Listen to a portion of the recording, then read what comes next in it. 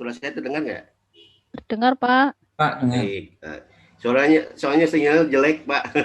Baik. Bismillahirrahmanirrahim. Assalamualaikum warahmatullahi wabarakatuh. Waalaikumsalam. Izinkan saya memandu ya sesi kedua ya. Dua narasumber yang akan memaparkan hasil rapatnya ya. Yang pertama adalah analis dan perancangan survei oleh Pak Dr. Bagus Sartono ya. Beliau menjabat sebagai sekretaris departemen di statistik IPB Bogor. Dan yang kedua adalah Pak Dr. Yusef Suparman akan memaparkan pengantar model linier ya. Beliau menjabat sebagai koordinator prodi S1 Statistik Universitas Pajajaran Bandung ya. Mohon maaf nih kepada narasumber, saya hanya memaparkan singkat saja CV-nya karena waktu yang sudah dijadwalkan begitu ketat ya.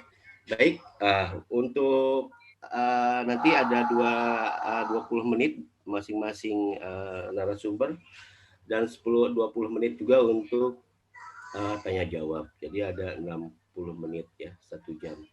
Untuk itu saya persilakan kepada narasumber pertama, nanti setelah itu dilanjutkan ke narasumber kedua. Silakan Pak Bagus. Waktu dan virtualnya kami persilakan. Terima kasih Pak Ruslan, Bapak Ibu sekalian. Assalamualaikum warahmatullahi wabarakatuh. Mau di screen ya Pak Ruslan ya? Ya, silakan Pak.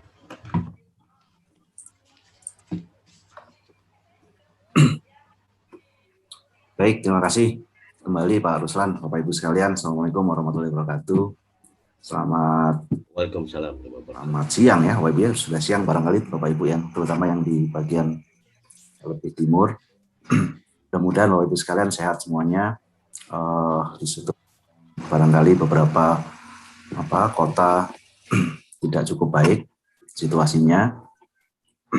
Terima kasih juga ini kesempatannya kepada Pak Yudi, Pak Arisman untuk kami mendiskusikan ini.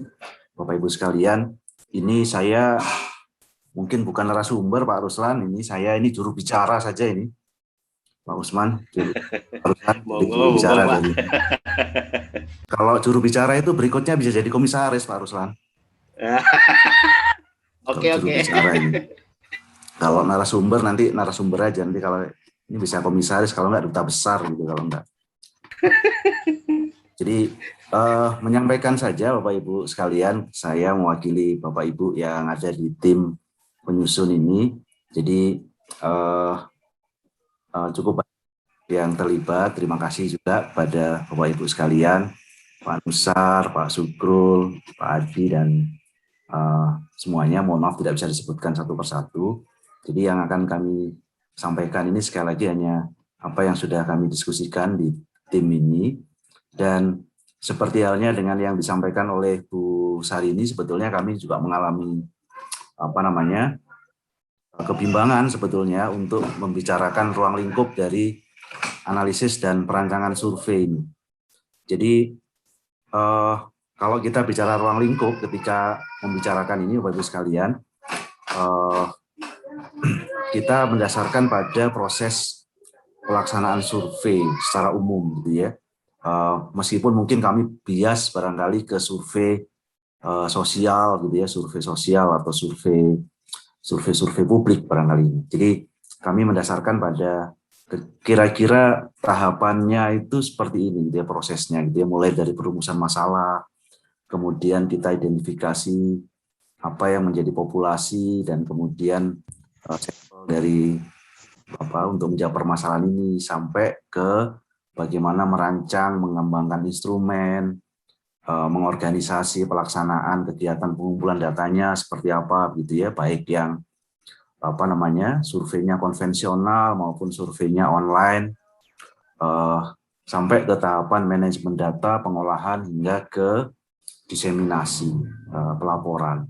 Jadi, nah kalau melihat ini Bapak Ibu sekalian, memang pada saat itu kita diskusikan kalau begitu capaian pembelajarannya ini kira-kira yang pertama adalah mahasiswa itu harus mampu menjelaskan apa itu survei secara mendasar, penggunaannya seperti apa untuk pengumpulan data, sampai menjelaskan tahapan-tahapan yang harus dilalui. Kemudian mereka, anak-anak ini, mahasiswa kita ini juga harus mampu merumuskan masalah dan merancang kegiatan survei sederhana. Jadi kami tekankan sederhana karena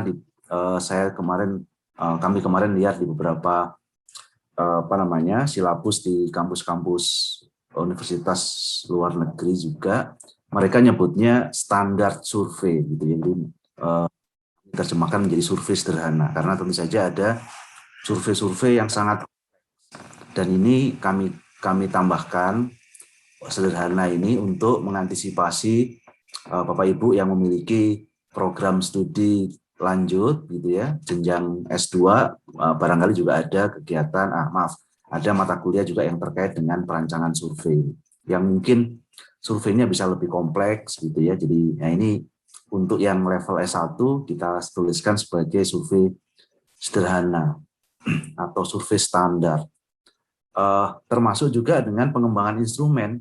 Jadi merancang dan mengembangkan instrumen, mampu merancang instrumen yang sederhana. Jadi karena kita sendiri tahu bahwa survei itu kan ada yang sangat kompleks, instrumennya juga ada yang sederhana, pertanyaannya to the point saja, menanyakan apa yang mudah untuk ditanyakan, tapi ada juga instrumen-instrumen yang lebih sulit gitu ya, lebih sulit, tidak langsung menanyakan harus kemana dulu dan seterusnya. Kemudian yang lain adalah mampu bekerja dalam tim untuk mengorganisasi pelaksanaan survei. Karena kita tahu secara umum survei itu ya tidak dikerjakan sendirian gitu ya. Ada tim yang di mana mereka harus mampu bekerja dalam tim itu, termasuk barangkali menangani konflik kalau ada anggotanya atau temannya yang tidak bekerja, tidak jalan, sementara saya orang yang disiplin misalnya begitu dan sebagainya. Yang lain juga bekerja dalam tim untuk proses pengelolaan data, analisis, menarikan kesimpulan sampai ke diseminasi. Jadi ini yang kita atau kami coba susun waktu itu. Kemudian yang lain Bapak Ibu sekalian, pada saat kita mendiskusikan capaian pembelajaran ini dan tahapan survei itu, yang menarik adalah Bapak Ibu, saya kira Bapak Ibu memahami juga di masing-masing program studi, ini kita punya mata kuliah macam-macam gitu ya, yang relevan barangkali yang menyinggung kegiatan-kegiatan ini. Jadi misalnya ketika bicara identifikasi populasi dan sampel misalnya, kita punya mata kuliah yang mungkin namanya beda-beda begitu di masing-masing perguruan tinggi. Ada yang namanya teknik sampling, ada namanya metode sampling, ada yang namanya metode sampling dan survei, ada teknik penarikan contoh dan sebagainya. Jadi mata kuliahnya macam-macam, tapi yang jelas kalau terkait dengan proses penarikan contoh atau samplingnya sendiri, ada mata kuliah itu spesifik membahas itu. Kemudian di perancangan dan pengembangan instrumen, termasuk juga di perumusan masalah, itu di masing-masing perguruan tinggi sudah punya atau memiliki mata kuliah semacam metode penelitian. Ada yang pakai nama perancangan penelitian, atau ada yang pakai nama desain riset. Kami misalnya di IPB, mohon maaf nyebut IPB, di IPB memberi nama metode penelitian dan telaah pustaka. Jadi ada mata kuliah itu. Kemudian manajemen data kita juga punya tadi seperti yang disampaikan oleh Pak Hakim tadi, ada mata kuliah basis data, atau mungkin Bapak Ibu ada yang pakai namanya mata kuliahnya manajemen data gitu ya. Jadi atau yang semacam itulah nama mata kuliahnya. Tetapi yang jelas kompetensi manajemen data itu juga ada di mata kuliah lain. Kemudian analisis data. Nah, ini juga mata kuliah banyak sekali. Mata kuliah yang mencakup analisis data, karena kita tahu analisis data survei itu ya bisa barangkali mengambil tekniknya itu di data kategori, mungkin ada juga di metode statistika, bahkan statistika dasar, mungkin juga diregresi dan sebagainya gitu ya Bapak Ibu. Jadi nah ini yang apa namanya kita juga identifikasi kemarin waktu kita diskusi dengan tim. Dan Bapak Ibu sekalian, yang menarik adalah kalau kita bicara perancangan surveinya, jadi tidak bicara analisisnya, karena analisisnya sekali lagi banyak sekali mata kuliahnya, juga khusus sampling sendiri juga mata kuliahnya juga begitu. Nah kalau kita bicara perancangan surveinya, itu dari Bapak Ibu yang terlibat di dalam tim, ini kalau kita kelompokkan, itu bisa jadi tiga kelompok yang ada sekarang, Bapak Ibu. Jadi peta yang ada sekarang di program studi di Indonesia ini kira-kira ada 3 kelompok ini. Dan mohon maaf ini tidak disebutkan semuanya karena apa namanya pada saat saya menyalin hasil diskusi itu saya agak confused gitu mana yang masuk ke sini dan seterusnya. Kemarin saya dikoreksi oleh Pak Sukro misalkan, Pak saya kayaknya saya cocoknya di kelompok ini dan seterusnya. Jadi masih bahkan pada saat diskusi kemarin kita masih pindah-pindah gitu ini. Tapi yang jelas begini, ada kelompok Bapak Ibu sekalian di perguruan tinggi misalnya Unisba atau di Halu Oleo, Universitas Halu Oleo, itu punya mata kuliah khusus yang namanya analisis dan perancangan survei. Namanya sedikit-sedikit berbeda lah. Ada yang perancangan survei saja, ada yang analisis dan rancangan survei, gitu ya. Yang juga kemarin kita komentari, kenapa kok namanya analisis dulu baru perancangan? Kenapa nggak perancangan dulu baru analisis? Misalkan gitu. Jadi ini juga kemarin juga kita jadikan diskusi juga. Tetapi yang jelas di Unisba, Halu Oleo dan beberapa kampus Bapak Ibu sekalian punya mata kuliah itu yang membahas end to end dari pertemuan pertama sampai pertemuan terakhir itu terkait dengan proses survei.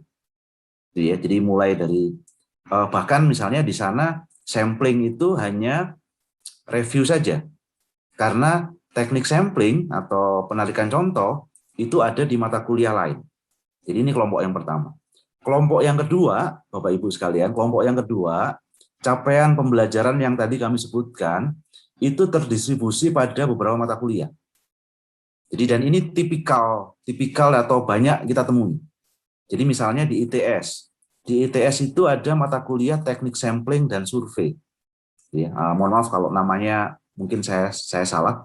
Teknik sampling dan survei yang kira-kira isinya barangkali 60 atau 70% itu bicara sampling, kemudian 40% bicaranya survei. Tapi ada juga mata kuliah metode riset sosial, di mana pengembangan instrumen itu lebih banyak di sana. Atau metode penelitian. Ada lagi metode riset pemasaran. Ya, jadi kompetensi instrumen, kemudian melakukan wawancara, melakukan penanganan organisasi, manajemen mutu dan yang lain-lain ada di sana. Sama juga kami di IPB misalnya, kami punya mata kuliah namanya metode pengumpulan data. Ya, di mana kira-kira 50% dari metode pengumpulan data itu bicaranya sampling dan survei. Karena kita tahu pengumpulan data itu tidak hanya survei. Kemudian ada mata kuliah teknik penarikan contoh yang spesifik untuk proses survei itu kira-kira 60%. Kemudian kita juga punya mata kuliah metode penelitian yang lagi-lagi juga membahas bagaimana merumuskan masalah, bagaimana membuat instrumen dan seterusnya. Jadi di Unpad itu ada mata kuliah mungkin 2 yang paling relevan, metode sampling dan desain riset. Ini di Unpad. UNY juga demikian dan seterusnya. Jadi banyak lagi yang lain. Kemudian ada lagi kelompok yang ketiga, Bapak Ibu sekalian, ada kelompok ketiga yang mohon maaf kalau dari kemarin diskusi kami menyimpulkan proses survei yang end to end tadi itu tidak diberikan secara spesifik. Jadi hanya disinggung saja begitu ya, tapi tidak diberikan secara spesifik. Ini misalnya terjadi di Universitas Lambung Mangkurat misalnya gitu. Jadi mata kuliahnya itu sampling, dominan sampling, bagaimana melakukan sampling, bagaimana estimasi atau menduga parameter dari sampling yang dilakukan, tapi tidak spesifik bicara bagaimana mengorganisasi survei, bagaimana menyiapkan instrumen dan seterusnya. Nah, kira-kira begitu. Jadi ini petanya sekali lagi Bapak Ibu sekalian yang terjadi di anggota Forstat itu kira-kira seperti ini. Dan itu kenapa termasuk tadi yang pada saat saya memberikan komentar tadi, mohon maaf, pada saat kami diskusi, kami cenderung untuk mengatakan bahwa mungkin yang namanya analisis dan perancangan survei atau perancangan survei dan analisis data ini tidak harus gitu ya, tidak harus di satu mata kuliah yang spesifik, tapi bisa terdistribusi di beberapa mata kuliah. Jadi tidak ngumpul gitu, jadi bahan kajian yang ada itu tidak ngumpul, ini harus di satu mata kuliah spesifik, tapi bisa saja yang samplingnya ya di mata kuliah sampling, misalkan gitu ya, yang perancangan instrumennya barangkali di mata kuliah yang lain. Jadi tidak harus di satu mata kuliah yang sama. Kira-kira begitu, Bapak Ibu sekalian. Dan berdasarkan diskusi kami, Bapak Ibu sekalian, bahan kajian atau pokok bahasan untuk silabus minimal yang terkait dengan analisis dan perancangan survei ini yang kami usulkan. Yang pertama adalah mahasiswa perlu tahu konsep-konsep dasar penelitian survei, ya, kelebihan kegunaannya, kapan survei itu bisa diterapkan, kapan tidak, karena kita menyadari bahwa tidak semua permasalahan penelitian itu harus dengan survei gitu ya. Kemudian bagaimana mengidentifikasi populasi, kemudian bagaimana etika-etika yang ada dalam pelaksanaan survei, kemudian perancangan dan pengembangan instrumen survei, lagi-lagi sederhana gitu ininya.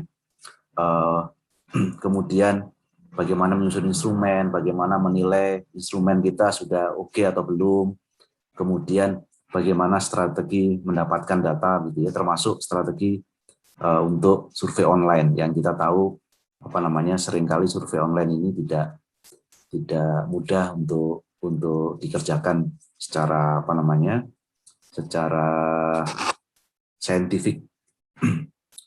Kemudian pengelolaan pelaksanaan survei sederhana.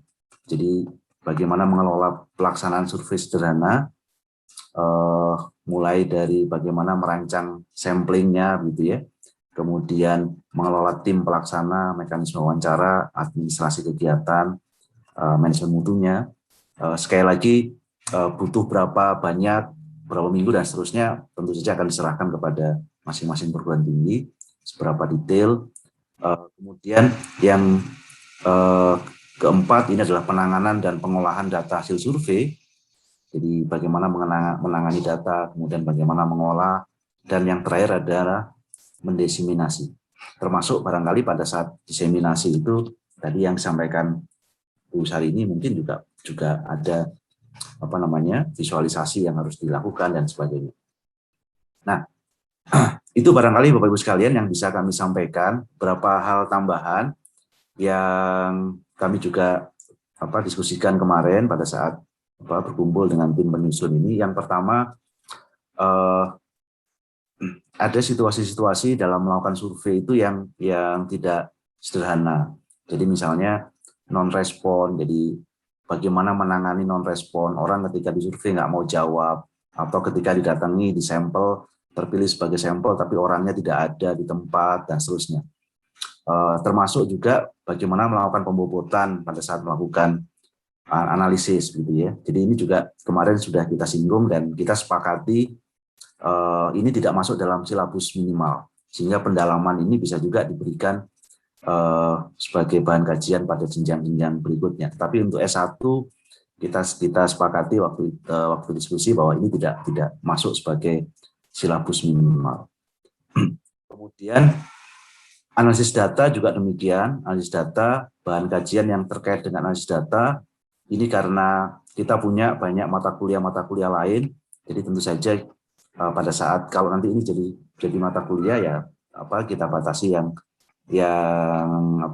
sesuai dengan tidak overlap dengan mata kuliah lain dan seterusnya, atau mungkin ini adalah implementasi dari mata kuliah bahan kajian dari mata kuliah lain.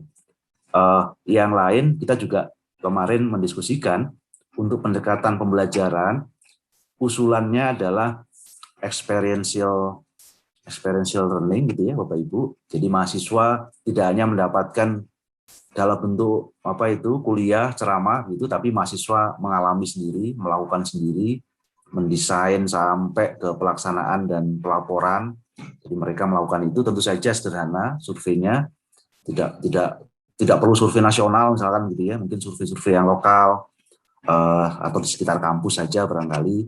Kemudian pendekatan yang lain adalah project base, di mana bekerjanya tentu saja berkelompok gitu ya. Jadi mereka akan punya pengalaman bekerja dalam tim untuk menangani berbagai masalah. Dan yang terakhir, bahan-bahan kajian yang berupa pendalaman kita serahkan kepada masing-masing program studi di anggota Forstat untuk diberikan secara opsional gitu ya. Bagaimana menangani survei kompleks, kemudian mungkin ini Bapak Ibu sekalian ada yang memberikan pendalaman multi stage gitu ya, surveinya itu samplingnya itu multi stage. Ada yang mungkin kalau di IPB misalkan kadang-kadang disinggung, oh ini nanti jadi small area misalkan ya, ini atau kami kira kemarin dia silakan masing-masing bisa memberikan secara opsional saja. Itu saja Pak Ruslan, terima kasih. Mohon maaf kalau terlalu panjang. Semoga Bapak Ibu sekalian sehat selalu. Assalamualaikum warahmatullahi wabarakatuh. Waalaikumsalam warahmatullahi wabarakatuh. Tidak terlalu panjang Pak, tepat waktu. Baik. Baik, selanjutnya narasumber kedua, silakan Pak Yusef memaparkan pengantar model linear. Silakan Pak. Baik, terima kasih Pak Ruslan. Assalamualaikum warahmatullahi wabarakatuh. Waalaikumsalam. Izinkan saya untuk share screen.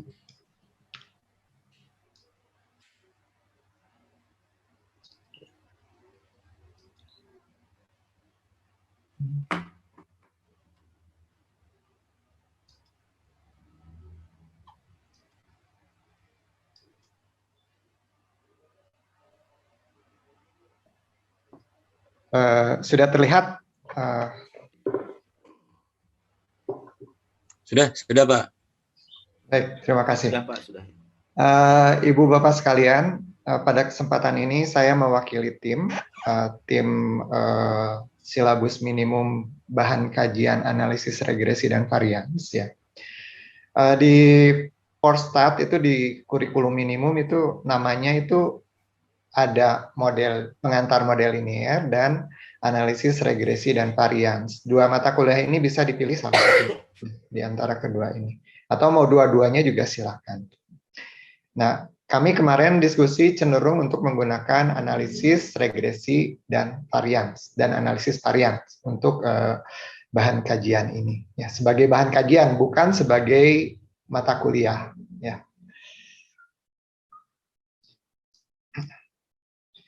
Jadi kami melakukan diskusi itu pada hari Rabu tanggal 28 Oktober 2020 melalui Gmeet. Ini adalah tim kami, ada Pak Baharudin Said, Bu Dwi Istriyanti, Eli Pusporini, kemudian ada Bu Eni Supartini, Bu Farida Nurhayati, Bu Hasi Pratiwi, kemudian Bu Meliani Siringo-Ringo, ada Ibu Respati Wulan, ada Ibu Saskia Mari Sumartoyo, ada Pak Tarno, dan Ibu Yekti Widyaningsi, serta saya sendiri, Yusef Suparman.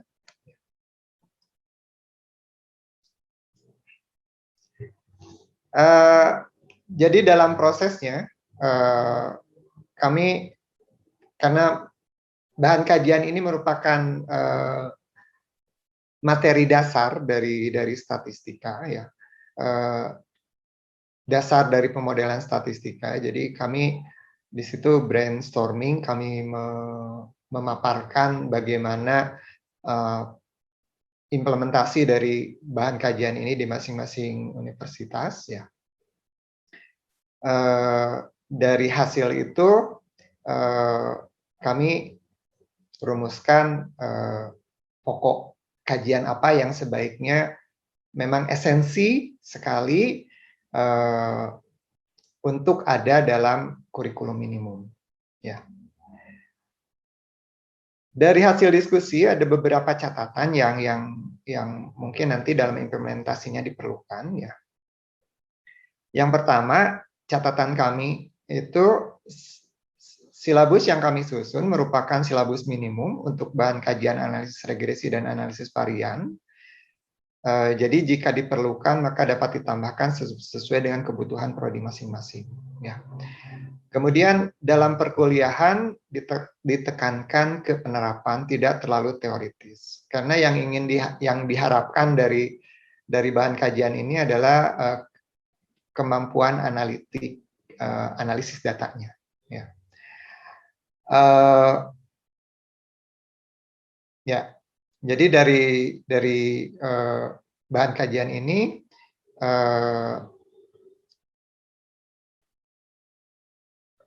ya tadi saya sebutkan ini merupakan dasar dari bahan kajian lainnya, seperti itu.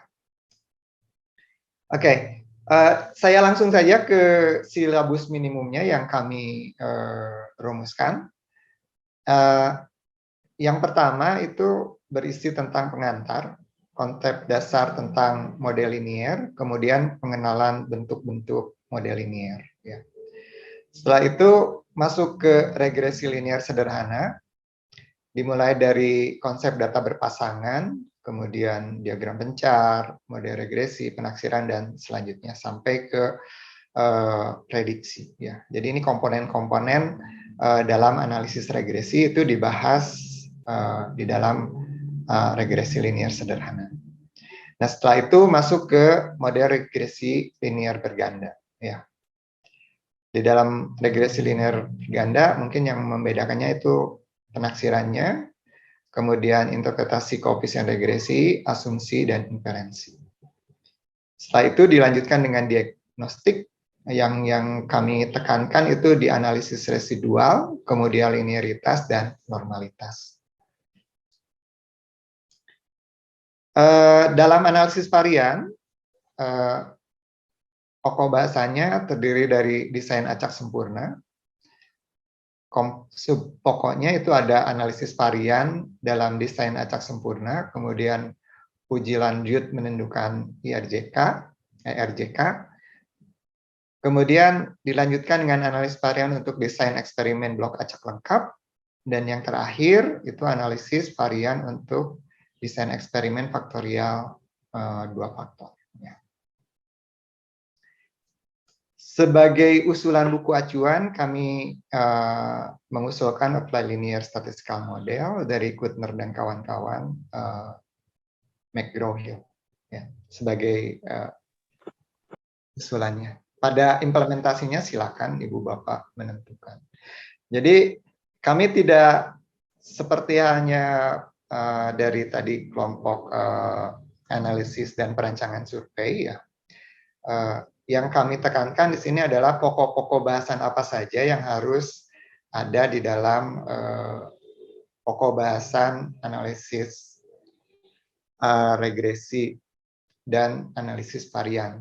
Kami tidak jauh sampai ke bagaimana RPS-nya atau bagaimana delivery-nya. Silakan Ibu Bapak sesuaikan dengan kapasitas yang ada di Ibu Bapak masing-masing.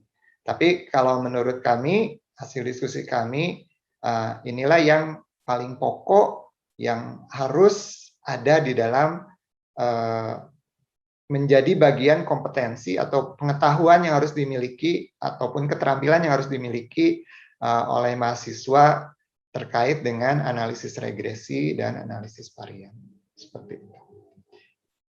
Pak Ruslan, itu yang bisa saya sampaikan. Saya tidak biasa bicara panjang lebar, langsung to the point. Terima kasih. Assalamualaikum warahmatullahi wabarakatuh. Memang Waalaikumsalam warahmatullahi wabarakatuh. Memang dari dulu satu kelas memang begitu Pak Yusef, ya. Bicara singkat dan padat, ya. Dari satu kelas dulu bicaranya begitu memang. Gak banyak bicara beliau ini, ya. Baik. Terima kasih Pak Yusef, Pak Bagus. Nah, ini sesi kedua ini kita akan memberikan kesempatan kepada Bapak Ibu untuk memberikan masukan atau pertanyaan, ya. Silakan di raise hand atau lewat pertanyaan chat juga boleh. Silakan Pak Ibu? Nih belum ada. Silakan. Ada yang bertanya, Pak? Oh, nggak ada yang bertanya ya? Lagi nunggu kiriman makanan Bu Dwi. Itu kayak sepertinya Ya, Pak. begitu kayaknya. Yang Jogja sudah sampai Pak Bagus. Oh, sudah sampai Pak. Ya. Jogja duluan, Jogja. Ayo silakan Pak, Bu. Ya, Pak Ruslan. Oh, Pak silakan Ruslan. Pak. Ya, silakan. Ya. Untuk Pak Bagus Sartono, apakah kira-kira rekomendasi dari tim dengan menampilkan silabus minimal tadi itu jadi mata kuliah yang terpisah minimal jadi 2, perancangan survei dan teknik sampling, atau ini rekomendasi kasar saja, atau tetap saja dia di perancangan survei di mana teknik samplingnya include di dalamnya. Ada nggak kira-kira rekomendasi seperti itu, Pak Bagus? Kemudian yang untuk Pak Yusef, ngelihat yang bahan kajian yang terakhir itu seberapa jauh, seberapa banyak nanti dia beririsan dengan mata kuliah rancangan percobaan yang standar yang bisa disajikan gitu. Gitu Pak Ruslan. Baik, terima kasih Pak Risman. Kalau belum ada yang bertanya lagi, silakan narasumber untuk menjawabnya Pak Bagus dulu. Boleh, silakan Pak Bagus. Ya, baik. Terima kasih Pak Arisman atas pertanyaannya. Jadi memang pada saat kami diskusi itu begini Pak Arisman, suasananya ya. Suasananya itu adalah pada saat kita mendapatkan amanah untuk mendapatkan membahas topik analisis pertanyaan survei itu, kami juga confused. Ini sampling apa spesifik survei ya? Waktu itu kan makanya saya kontak Pak Arisman ya, itu kalau tidak salah. Terkait dengan itu. Tapi saya pribadi begini memandangnya Pak Arisman. Sampling itu kan sebetulnya tidak harus nyambung dengan survei ya Bapak Ibu ya. Karena sampling sendiri kan atau penarikan contoh ini bisa untuk berbagai situasi ya. Termasuk misalnya kalau Bapak Ibu yang di pengendalian mutu barangkali juga punya sampling gitu ya.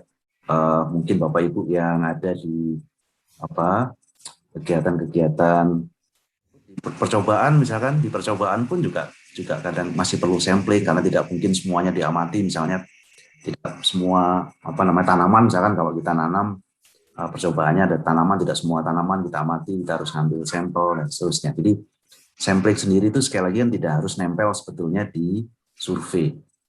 Nah, sehingga memang kecenderungannya ketika membahas sampling secara spesifik, kita bisa saja terpisah seperti yang sudah ada sekarang ini. Tetapi memang di banyak kasus orang mengkaitkan sampling dan survei itu jadi satu kesatuan. Nah, di tim kemarin Bapak Ibu, bahkan kami kemarin menangkap ini Pak Arisman, saya lupa, mohon maaf, kemarin dari salah satu atau dua perguruan tinggi itu begini, Pak, kami di kampus kami namanya teknik sampling, gitu ya. Tapi begitu mendapatkan pengarahan dari Vostat, namanya itu harus analisis dan perancangan survei. Jadi seingat saya kemarin diskusi ada 2 perguruan tinggi itu mengganti namanya jadi analisis dan perancangan survei, tapi isinya teknik sampling. Gitu.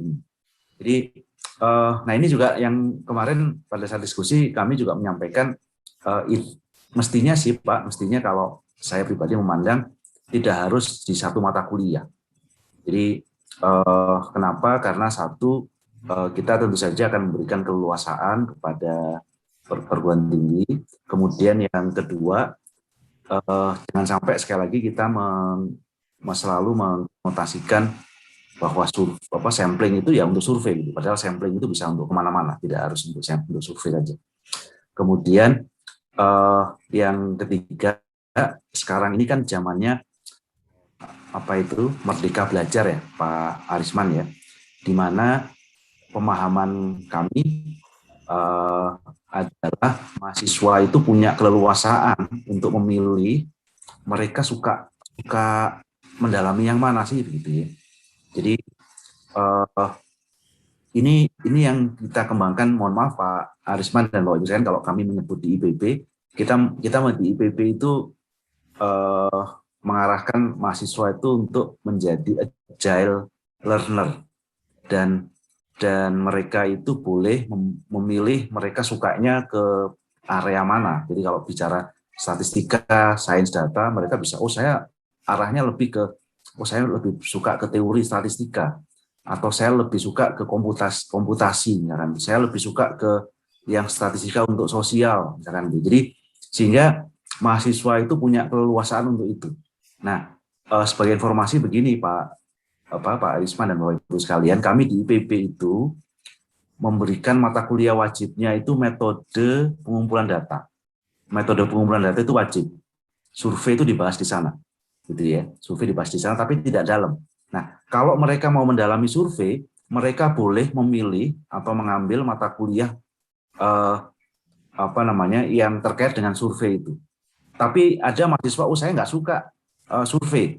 Jadi mereka dapat surveinya cukup yang high level saja di metode pengumpulan data, tapi tidak ngambil in-depth course yang terkait dengan survei. Nah, karena seperti itu, kalau itu kita pisah mata kuliahnya, Pak. Sehingga kalau mereka yang mau mendalami survei ngambil mata kuliah spesifik survei, tapi kalau nggak mau ya sudah, nggak usah ngambil yang mata kuliah itu. Kira-kira begitu Pak Arisman. Terima kasih banyak. Baik. Pak Yusef, silakan ditanggapi ininya Pak Arisman, Pak. Baik, Pak Rustan. Saya share screen ya.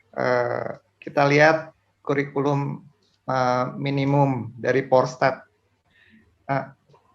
Kalau hasil dari kesepakatan kita di Porstat itu, struktur kurikulum minimum itu seperti ini ya. Jadi sangat fleksibel, diusahakan sefleksibel mungkin ya. Idenya fleksibilitas, semua prodi bisa melaksanakannya, sehingga per pokok bahasan pun itu tidak dibatasi SKS-nya ya. Nah, untuk tadi pertanyaan Pak Arisman itu kan ada di sini, ini terkait dengan pengumpulan data, itu ada rancangan percobaan ya. Jadi ini bisa jadi satu mata kuliah tersendiri ataupun digabung dengan pengantar model linear yang isinya di situ lebih banyak ke analisis data atau pemodelan dari hasil percobaan ya. Nah, untuk yang kami susun itu kan gabungan antara analisis regresi dan pengantar model linear. Nah, kami menyebutnya ini adalah analisis regresi dan varians karena kita tidak fokus ke model linearnya sendiri ya. Karena model linear sifatnya lebih umum dan lebih teoritik waktu kami berdiskusi. Nah, untuk yang lebih aplikatifnya, lebih ke kemampuan analisis datanya itu ada di analisis variansnya ya. Seperti itu. Jadi sebetulnya kalau ini mau dijadikan satu mata kuliah ya silakan saja ya. Mau dijadikan 2, 3 ataupun 4 pun silakan saja, tidak masalah. Tergantung prodinya masing-masing ya. Jadi yang kalau perancangannya itu tidak kita bahas di yang analisis regresi dan perancangan dan analisis varian, itu perancangan eksperimen tidak kita bahas di sini. Itu harusnya ada di kajian rancangan percobaan. Nah, di sini harusnya ada pembahasannya karena ini terkait dengan kemampuan pengumpulan datanya mungkin. Ya. Kalau ini kita fokus ke analisis datanya, kemampuan analisis datanya. Seperti itu. Mungkin itu bisa menjawab pertanyaan Pak Arisman. Terima kasih Pak Arisman. Bagaimana Pak Arisman? Ya. Sudah Pak Arisman? Ya, oke Pak Arisman. Baik. Baik, terima kasih Pak Arisman. Ini Pak, ada pertanyaan di chat itu?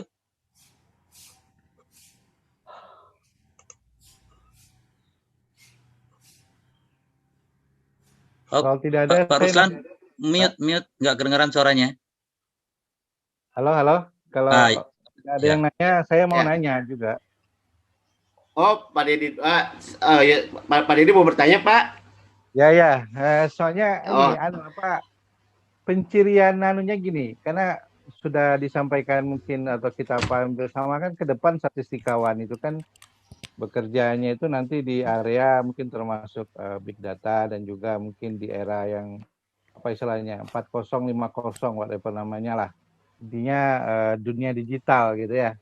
Tadi terkait perancangan survei atau pengambilan sampel apapun itu di bagian terutama Pak Bagus, itu arah ke dunia digitalnya itu kok belum muncul gitu ya. Artinya menyambung barangkali kuliah-kuliah terbaru yang arahnya itu lebih ke istilahnya big data barangkali itu kok kelihatannya belum terlihat gitu ya arah sananya ya. Atau kita mau tetap klasik seperti biasa gitu yang mendukung kemampuan ya mungkin survei sosial gitu yang standar gitu atau juga mau termasuk ke dunia digitalnya atau seperti apa mungkin saya cuman ingin menanyakan itu arahnya. Terima kasih. baik, terima kasih Prof. Dedi. Bagus ya, Prof. Dedi, silakan jawab langsung Pak Bagus, silakan Pak. Baik, terima kasih Pak Dedi.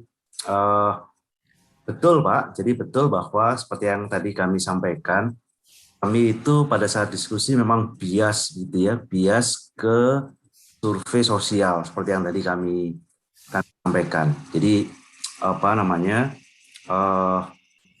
ada kecenderungan memang bias ke sana.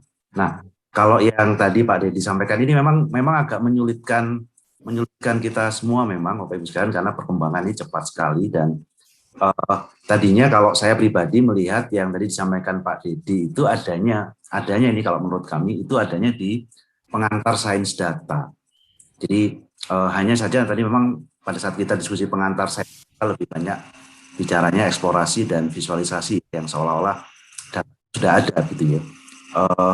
Kalau saya pribadi menyarankan yang tadi disampaikan Pak Dedi itu lebih ke adanya di mata kuliah pengantar sains data di mana kita narik datanya itu atau akuisisi datanya itu ada di bahan kajian di sains data itu Pak. Jadi sementara yang surveinya memang biasnya ke survei sosial. Meskipun kemarin kita juga sudah diskusikan bahwa perlu juga ada barangkali perlu juga khusus untuk mendiskusikan lebih dalam mengenai survei yang online. Pak Dedi. Baik, Prof. Dedi, silakan ada tanggapan Pak. Prof. Dedi, sudah?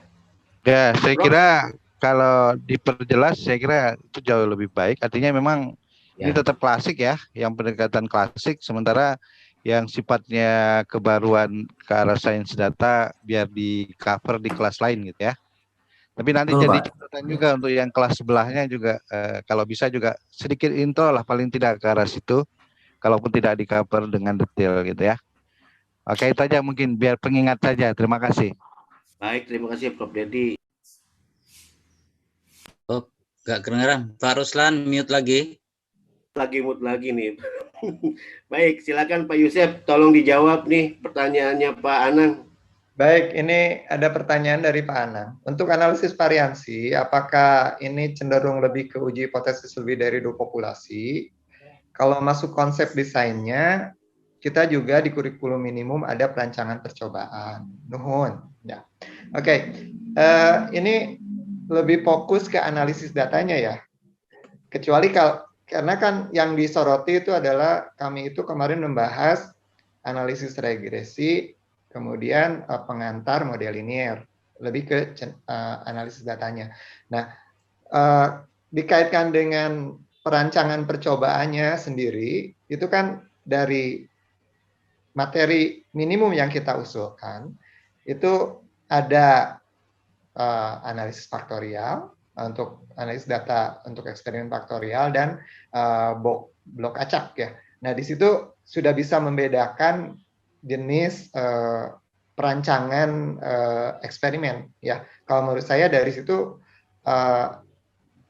setidaknya ide dasarnya tertangkap untuk keperluan minimum ini. Sedangkan untuk proses perancangannya sendiri, proses perancangan percobanya sendiri mungkin itu harus diperlukan masuknya ke pokok bahasan lain ya kalau menurut saya. Karena kemarin kami tidak melihat ke perancangan percobaannya ya. Seperti itu Pak Anang. Jadi fokusnya ke analisis datanya saja. Mudah-mudahan tidak mengecewakan jawabannya. Pak Anang silakan. Pak Anang silakan mau komentar Pak, memberikan masukan lagi. Pak Anang. Sudah banyak ngechat lagi adem, saya lagi seneng off video saya. Iya, Pak Anang nggak muncul dari tadi wajahnya. Nggak tahu lagi ngadem di mana ini Pak Anang ini. Aduh, ini saya rindu melihat wajah Pak Anang. Iya. Pak Anang lagi ngadem di puncak ya, ngadem.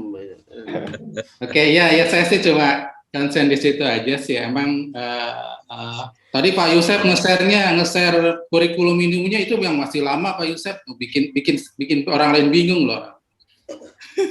Oh ya? Iya. Oh itu yang lama ya? Itu yang lama itu. Itu yang ada di saya 2019 itu? Oh, ada itu tuh per 4/10/2020 itu. Oh ya, baru ada Pak. Kalau saya salah. Ya, saya hanya ini aja ya, tapi saya kira udah oke, cuma nanti takut teman-teman yang lain aja ini ya confused karena kan di atasnya itu di kelompok desain itu ada pengumpulan data gitu kan ya. Nah, cuman ini mungkin ke Pak Ketua ya, Pak Yudi, kalau ngelihat warna-warninya ini yang perkataan model linear ini diwarnain dengan teori peluang dan teori inferensi ya. Tapi kan akhirnya jadinya lebih banyak dianalisis. Mungkin warna-warninya nanti digabungin ke warna yang analisis, Pak. Kalau mau isinya seperti itu, gitu kan ya. Kalau mau kalau yang mau ke peluang, ke peluang, ke lebih teori ya mungkin kan harus ada berbeda ya pendekatannya. Tapi saya sepakat ya. Tapi oke lebih karena di grup ini kan analisis regresi di yang baru ini analisis regresi kan nggak kelihatan ya di grup yang baru, sehingga emang regresi ini kan dasar sekali ya bagi teman-teman statistika ya, mau ngomong ke lebih yang machine learning juga dia harus paham dulu di regresinya dulu kan gitu kan ya. Oke, ya saya mungkin gitu aja. Iya, baik. Terima kasih. Nanti saya nyari baju dulu Pak Yusef, baru saya buka video ya. Ayo katurun Pak Anang. Oh, terima kasih. Baik, ada lagi Bapak Ibu silakan. Pak Ruslan, saya Pak. Iya. Oh, silakan Pak. Pak Hakim silakan Pak. Iya, makasih Pak Ruslan. Ini seperti yang sampaikan Prof. Dedi tadi ya. Jadi memang belum nampak mungkin di kita ini efek dari big data gitu ya. Itu terhadap kurikulum yang katakanlah kita masih menganggapnya tradisional gitu ya. Teknik sampling survei di sini itu nanti bisa nggak kemudian mengcover gitu ya, secara teoritis gitu ya, itu untuk data yang, karena sekarang alumni kan banyak berhadapan sama data streaming ya, data yang terus menerus, real time data dan seterusnya gitu. Nah kita belum bisa mengerti penuh itu yang dimaksud dengan populasi ya misalkan ya, how big is big gitu ya, berapa sih sebenarnya besarnya populasi kita itu ya, kemudian mau kita ambil sampel berapa itu ya, itu kan belum bisa tercover ya di dalam mata kuliah misalkan, karena sebenarnya yang pas itu memang di sampling survei ini ya. Nah kalau itu bisa mengcover, maka kemudian di pengantar data science-nya itu mahasiswa nanti bisa lebih mudah memahami gitu. Apalagi kalau datanya itu streaming, artinya masuk terus gitu ya. Kemudian data yang masuk terus itu kita hanya mengambil sampelnya itu misalkan nanti kita tanam di dalam server itu misalkan satu algoritma ya, satu file itu dia hanya akan narik itu setiap jam 00.00 gitu ya. setiap jam 0 malam itu kita tarik itu. Nah, kemudian ketika kita tarik, maka kemudian kita masukkan dalam satu tabel sendiri dalam database itu ya. Kemudian dia kan dianalisis. Nah, ketika kita analisis ini, itu datanya masih jalan terus gitu. Ya, jalan terus gitu. Nah, seringkali teman-teman alumni yang sudah bekerja itu beberapa yang mengatakan bahwa ini susah Pak, kita akan mengeneralisir bahwa sampel yang sudah kita analisis ini bisa menggambarkan keseluruhan populasinya gitu, karena dia masih masuk terus gitu. Ya. Ini yang menarik di sini justru kemudian gimana kita kemudian bisa membawa konsep-konsep dari teknik sampling survei apapun namanya tadi ya, itu kemudian ke dalam data yang sifatnya streaming gitu, yang real time ini ya. Dan kita bisa menjelaskan mahasiswa kita bahwa big data itu seberapapun besarnya data ya big data big error lah itu kan gitu. Ya datanya errornya juga makin besar gitu. Tapi kemudian kita nggak bisa membawa bahwa yang sudah kita ambil ini bisa untuk mengeneralisir dari keseluruhan data yang akan masuk terus gitu. Yang menarik kan itu. Kemudian memang akhirnya jadi permainan dalam database ya. Bagaimana kemudian setiap kita ngambil data, narik data ya, kemudian kita simpan hasil hari berikutnya tumpuk lagi, kemudian ada batasan bahwa ini sudah cukup untuk menggambarkan populasinya. Ya. Datanya cukup besar gitu ya. Apalagi misalkan kita pernah analisis data telco juga ya, itu kan Masya Allah itu nggak karuan, dalam satu hari itu sudah terdapat banyak banget itu. Ini yang jadi perhatian kita bersama lah ya terhadap kebaruan data ini. Lagi nanti data CCTV gitu ya, data audio, video yang masuk bersamaan semua, kemudian kita ngubahnya dari data matrix semua kan, itu juga makin menambah kekayaan lah kompetensi sebagai seorang statistikawan ini. Itu saya sedikit ya curhat ya nambah gitu Pak Rusna. Terima kasih. Baik, terima kasih Pak Hakim. Silakan Pak Bagus mau tanggapi Pak Bagus. Pak Ruslan boleh? Siap. Ada waktu. Ya terima kasih Pak. Terus Pak sebentar Hakim, Pak Bagus tanggapi dulu. Ya silakan. Ya. Jadi memang sebetulnya data itu kalau kita pahami pelan-pelan memang meskipun data yang sosial pun sebetulnya ya Pak Hakim ya, itu kan bergerak ya. Artinya begini, misalnya lah ya, sebutlah data sekarang ini yang kita sebut konvensional, misalkan elektabilitas calon presiden misalnya begitu ya. Kalau kita mau pahami lebih abstrak, sebetulnya kan itu kan juga bergerak ya. Bergerak dalam pengertian misalnya saya sekarang barangkali berpikir mau milih kandidat A. Tapi begitu saya disurvei, saya bilang A, selesai disurvei, saya mungkin akan terpikir berubah pandangan saya, gitu ya. Jadi kalau kita bicara lebih abstrak sebetulnya, tidak usah pakai data digital pun, itu sudah streaming juga data itu sebetulnya ya.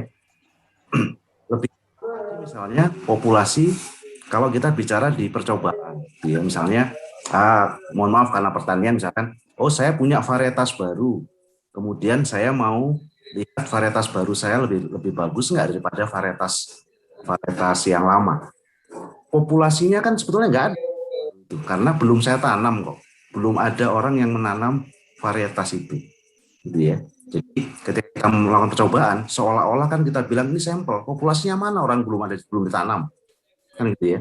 Jadi dalam pandangan yang lebih abstrak sebetulnya kalau nanti kita bicara sampling, memang akan jauh lebih rumit. Dan tapi setuju saya Pak Hakim bahwa memang mahasiswa perlu pengenalan yang demikian. Tetapi kalau misalkan ini diberikan di mata kuliah ini diberikan misalnya beberapa perguruan tinggi itu diberikan di dasar gitu, di 2 atau 3, bahkan kalau di kami 3 itu sebetulnya tahun pertama kalau di IPB, kemudian dibebani dengan yang begitu akan lebih rumit. Jauh lebih sederhana, ini kalau dalam pandangan saya, kita berikan basic samplingnya seperti apa, meskipun nanti ya kita berikan kesadaran bahwa nanti akan ada posisi-posisi atau situasi-situasi yang lebih rumit. Nah, yang lebih rumit itu biar saja nanti disinggung di mata kuliah lanjutan. Itu kalau pandangan saya ya, Pak Hakim. Terima kasih. Baik, terima kasih Pak Bagus. Silakan Pak Dedi Silakan Pak, mumpung Terima ada kasih 4 menit Pak. lagi. Terima kasih Pak Ruslan. Mungkin ini ke Pak Bagus ya tentang pengumpulan data.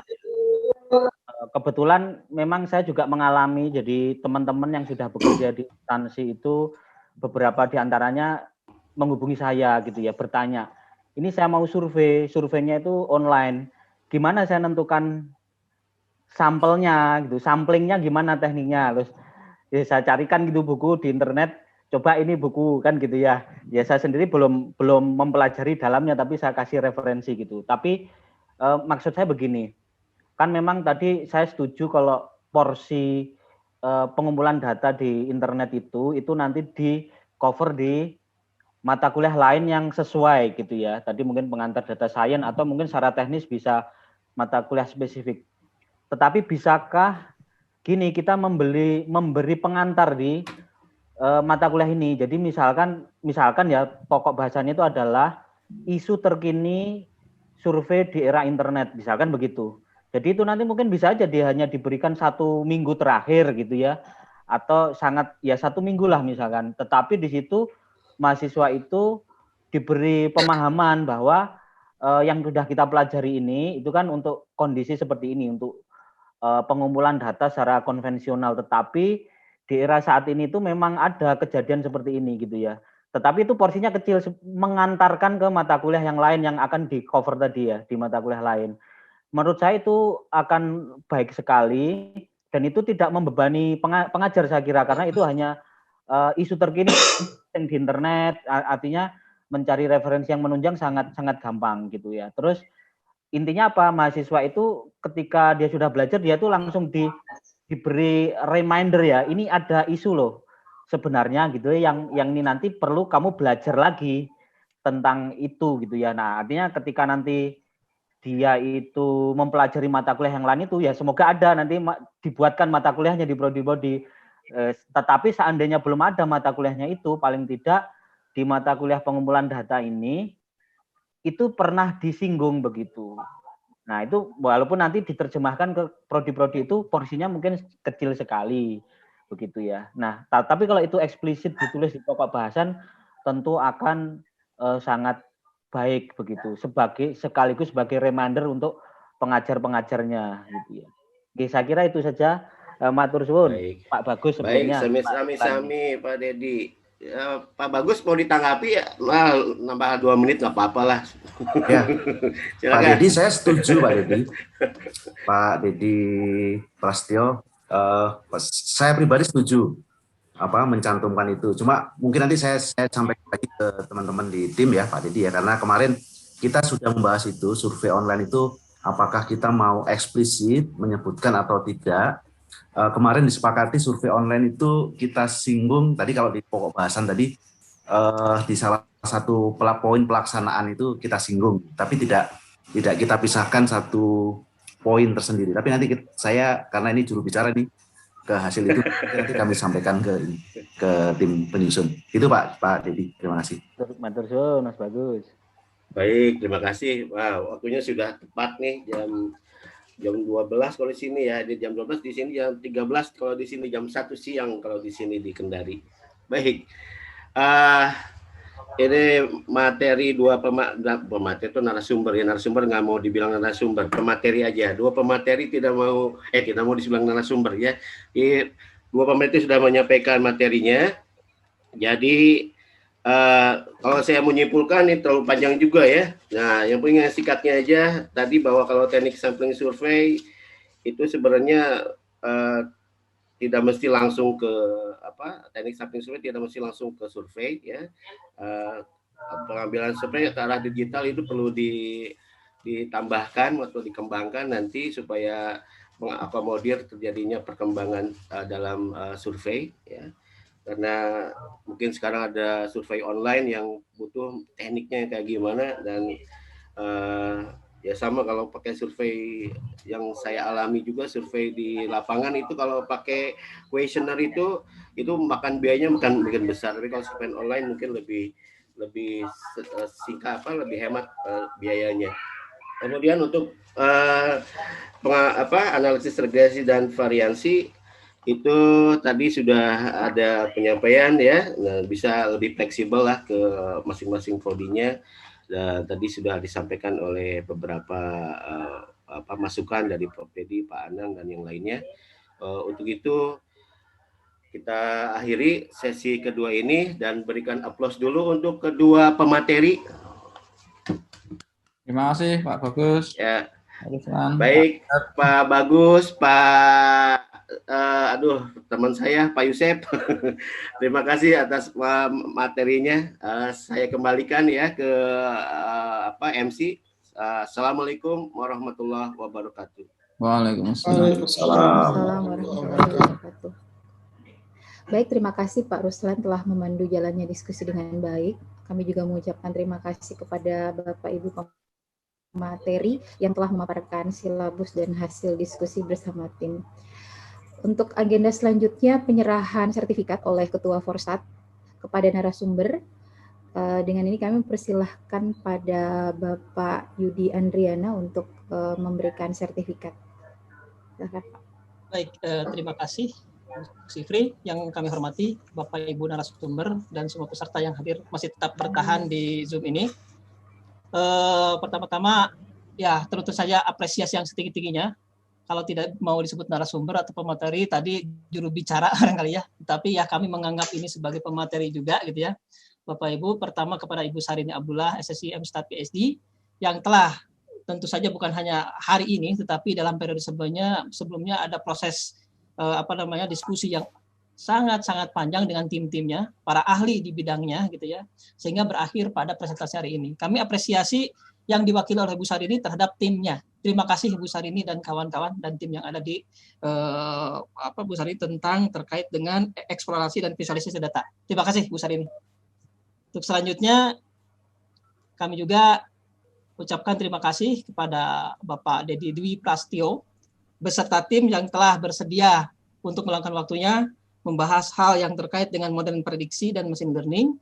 Ini tidak ada apa-apanya Pak Dedi ya, tetapi ya mudah-mudahan segala jerih payahnya terbalas dengan hal yang jauh lebih baik. Terima kasih Pak Dedi Dwi Prastio dan kawan-kawan. Dan selanjutnya kami ucapkan terima kasih juga untuk Pak Dr. Fajriah Hakim beserta tim yang telah bersedia meluangkan waktunya membahas materi terkait dengan basis data dan penelusuran data yang pada akhirnya kita hari ini bisa melihat bersama ya, walaupun ada beberapa catatan untuk semua pembicara, tetapi tanpa adanya kehadiran Bapak Ibu semua ya, Pak narasumber, tentu saja kita tidak ada arah ya untuk kita diskusikan bersama pada hari ini. Terima kasih Mas Fajriah Hakim. Dan selanjutnya untuk sesi kedua Bapak Dr. Bagus Hartono, terima kasih juga beserta tim yang telah bersedia meluangkan waktunya untuk membahas hal terkait dengan analisis dan perencanaan survei. Saya kira banyak hal-hal baru ya, termasuk tambahan-tambahan tadi terkait dengan survei online. Saya masih ingat Mas Bagus ketika saya diminta sebagai sama juga ya juru bicara ya terkait dengan era disrupsi, waktu itu memaparkan contoh buku-buku yang terkait dengan survei online. Saya kira itu sudah terfasilitasi dalam narasi yang disampaikan Pak Bagus tadi gitu ya di awal gitu. Terima kasih Pak Bagus dan tim. Dan terakhir kami ucapkan terima kasih untuk narasumber ya, last but not least gitu ya, Pak Dr. Yusef Suparman beserta tim yang telah bersedia meluangkan waktunya untuk membahas masalah terkait dengan pengantar model linear yang akhirnya diakhirkan pada regresi dan analisis varians. Itu barangkali Bu Sifri terkait dengan narasumber, dan juga untuk moderator yang luar biasa yang sudah memandu acara ini. Saya izin share screen barangkali dari saya untuk Bu Sifri. Saya share screen. Oke. Sebentar.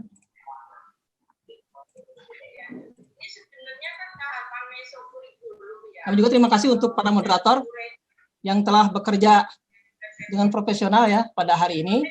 Sudah tampak Bapak Ibu? Sudah. Ya, pertama Bu Kismi PhD yang tadi sudah memandu acara pada sesi pertama sehingga berjalan sesuai dengan agenda yang kita rencanakan. Serta juga Bapak Dr. Ruslan yang telah memandu pada acara agenda sesi kedua sehingga saya kira semuanya bisa berjalan sesuai dengan apa yang sudah kita rencanakan.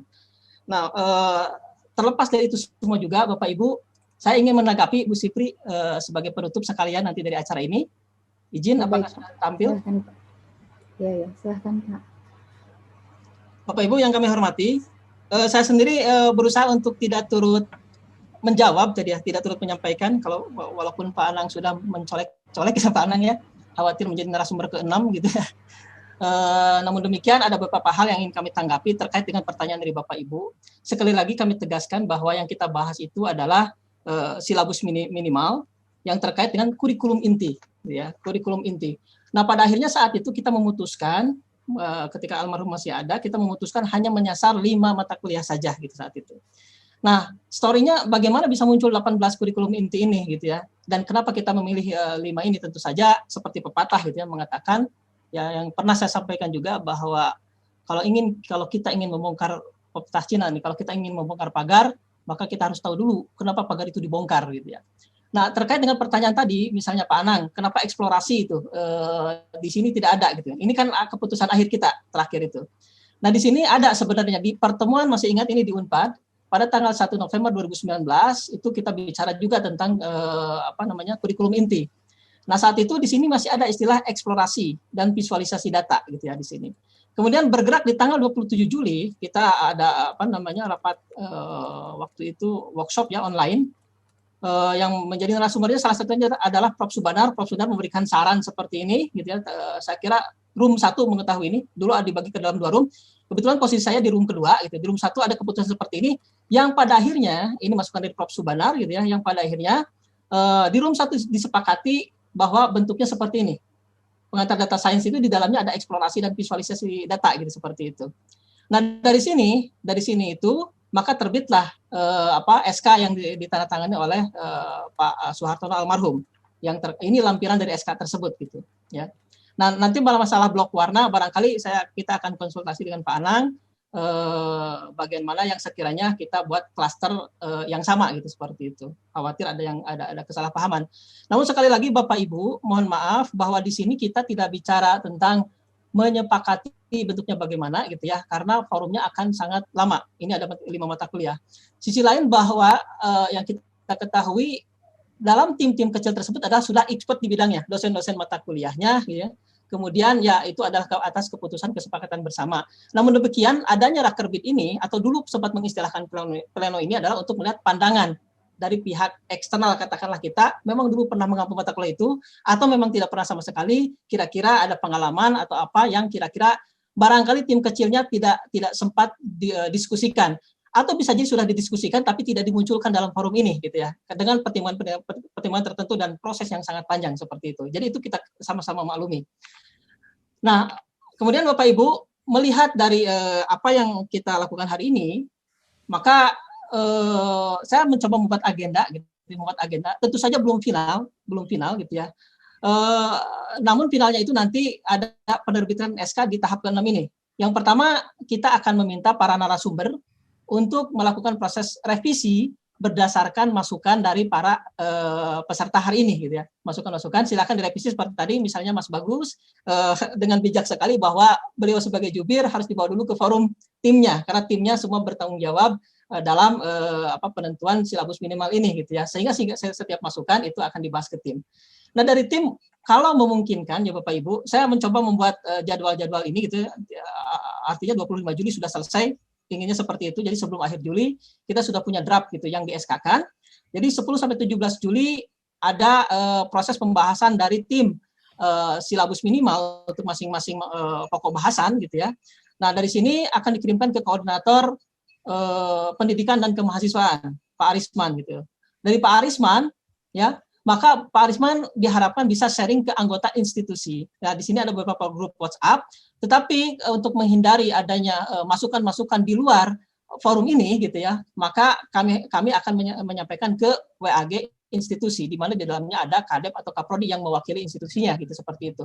Mohon dikomunikasikan dengan anggota yang ada di institusinya, wakil-wakil yang ada di institusinya atau dosen pengampu yang ada di institusinya diutamakan yang hadir saat ini gitu. Diutamakan seperti itu. Sehingga kalau ada masukan nanti mohon ada input sampai selamat-selamatnya 22 Juli gitu ya. Nanti yang sharing ke WAG institusi adalah koordinator ya Pak Arisman ya P dan K. Kemudian ada input anggota mudah-mudahan bisa selesai sampai dengan 22 Juli. Jika tidak ada masukan sampai dengan 22 Juli terhadap draft yang disampaikan oleh tim gitu ya, yang ini maka dianggap sudah menyetujui silabus minimal tersebut gitu ya. Nah, dari sini maka kita punya 1 hari untuk finalisasi draft. Ya, ini hanya proses editing saja, tidak ada perubahan terhadap konten gitu ya. Nah, dari sini kita buat draft SK-nya, baru diharapkan SK akan terbit di tanggal 25 Juli. Jadi sebelum Juli berakhir, kita sudah memiliki SK terkait dengan silabus minimal. Dalam SK ini ada lampiran, yaitu silabus minimal yang memang tidak gemuk seperti yang tadi disampaikan. Saya kira yang gemuknya bisa dijadikan sebagai contoh yang disampaikan oleh Pak Dedi, tentu saja itu tidak mungkin dijadikan sebagai silabus minimal, tapi barangkali RPS-nya bisa diikuti oleh beberapa universitas sebagai contoh gitu, sebagai contoh. Namun silabus minimal tentu saja tidak bisa gitu, seperti yang disampaikan juga oleh Pak Dedi gitu ya. Kemudian untuk paparan slide ini, jika berkenan para narasumber, maka kita akan disimpan di web Forsat atau drive Forsat. Tadi saya sudah koordinasi dengan Bu Arum ya, sebagai koordinator bidang database dan dokumentasi. Nah, di sana kenapa kita arahkan ke web supaya tingkat kunjungan ke web Forsat itu meningkat lah seperti itu ya, karena memang selama ini kami tidak tahu ini berapa, bisa dicek sebenarnya gitu ya. Hanya tanpa ada yang berkunjung maka kami tidak akan mendapatkan feedback. Tentu saja ini belum sempurna, webnya masih dalam perbaikan gitu ya, masih ada kotak-kotak merah yang barangkali sedikit annoying gitu ya. Tapi ya ini sedang dalam proses, ada perubahan-perubahan ke arah perbaikan dari websitenya. Ya, dan sekali lagi website itu konten kreatornya salah satunya adalah Bapak Ibu semua, seperti itu. Nah, kemudian Bapak Ibu, yang kami harapkan karena katanya adalah silabus minimum, maka yang terbersit dalam pikiran kami adalah yang pertama harus implementable gitu ya. Bisa diimplementasikan di semua prodi yang ada di Indonesia ini. Semuanya mampu menjalankan ini. Kenapa? Ketika asesor nih, misalnya Pak Anang berkunjung, ini silabus minimalnya begini kok tidak nyampe gitu ya. Jangankan beyond above gitu ya. Yang minimumnya saja tidak tercapai. Maka ini untuk menghindari hal tersebut, maka ini harus sifatnya itu kita jaga bersama bahwa itu harus implementable di semua prodi yang ada di seluruh Indonesia. Yang kedua adalah free to be developed. Jadi benar-benar ada potensi untuk bisa dikembangkan oleh prodinya masing-masing. Sehingga semua prodi itu memiliki kualitas atau kapasitas silabus yang di atas standar yang kita berikan gitu ya, untuk memberikan penilaian lebih katakanlah dari para asesor, atau misalnya memang dianggap penting oleh prodinya itu sendiri gitu ya. Tentu saja kalau kita diskusi tentang satu mata kuliah tertentu, ya tentu akan kemana-mana. Banyak sekali hal yang bisa kita sampaikan di sana, tetapi bukan dalam forum ini, tetapi silakan nanti dikembangkan di prodinya masing-masing. Yang terakhir, ini harus disetujui oleh semua orang. Bahwa semua pihak sepakat gitu, bahwa inilah silabus minimum yang kita sepakati di Forsat ini. Yang kami pengurus Forsat hanya tukang posnya saja gitu ya, yang nanti kita akan menyampaikan ini loh kesepakatan dari Bapak Ibu semua, kami fasilitasi dalam bentuk SK gitu, dan SK itu merupakan bentuk final yang sudah memenuhi ketiga sifat ini. Itu Bapak Ibu terkait dengan silabus minimal, dan catatan pentingnya bahwa ini PR dari tadi yang saya sampaikan di awal juga, PR terkait dengan silabus minimal, CP gitu ya, kurikulum inti, ini baru tanda checklist yang ada di sini, baru ada 4 checklist, bahkan S2 juga belum selesai sebenarnya. Jadi masih banyak ruang kosong. Kita tidak bisa terus bekerja di sini ya, karena harus bergerak ke bagian-bagian yang lain. Apalagi sekali lagi kita harus berbicara juga tentang MBKM dan sertifikasi yang berkoordinasi dengan bidang-bidang yang lain gitu. Itu juga kemahasiswaan ya, Bapak Ibu, saya kira demikian closing dari pertemuan hari ini. Sekali lagi mohon maaf kalau tidak optimal. Dan kami memberikan apresiasi yang setinggi-tingginya pertama kepada para panitia ya, ketua panitia sekaligus koordinator bidang pendidikan Pak Arisman dan kawan-kawan dan rekan-rekan gitu ya, pemandu acara yang sudah memandu acara dengan sangat baik gitu ya. Juga kami juga ucapkan sekali lagi terima kasih kepada narasumber dan moderator yang telah rela meluangkan waktunya untuk mempersiapkan pertemuan pada hari ini, dan kepada para semua peserta yang ada di forum ini yang tetap setia berada di sini. Mudah-mudahan kita tetap bisa bersinergis gitu ya, sehat, semangat, dan berkarya, dan tidak lupa bahagia. Demikian Bapak Ibu, sama-sama kita tutup dengan bacaan hamdalah. Alhamdulillahirrahmanirrahim. Dan saya kembalikan ke moderator untuk foto bersama dan barangkali ada pengumuman penting lainnya. Terima kasih. Assalamualaikum warahmatullahi wabarakatuh. Waalaikumsalam. Ya, Waalaikumsalam warahmatullahi wabarakatuh. Baik, Bapak Ibu tadi telah disampaikan tanggapan dan penyampaian rencana tindak lanjut, dan sekaligus Pak Yudi telah menutup kegiatan pada hari ini. Dan kita telah sampai di penghujung acara. Kami mewakili panitia memohon maaf sebesar-besarnya apabila dalam pelaksanaan Rakerbit Silabus Minimal S1 Statistika ini terdapat kesalahan dalam pelaksanaan, dan juga saya secara pribadi dalam membawakan acara. Sekali lagi kami dari panitia mengucapkan terima kasih kepada Bapak Ibu narasumber, tim penyusun silabus mata kuliah, terima kasih kepada Bapak Ibu, Bapak Guru Besar yang memberikan masukan tadi, Bapak Ibu moderator, Bapak Ibu anggota Forstat, dan seluruh peserta yang hadir.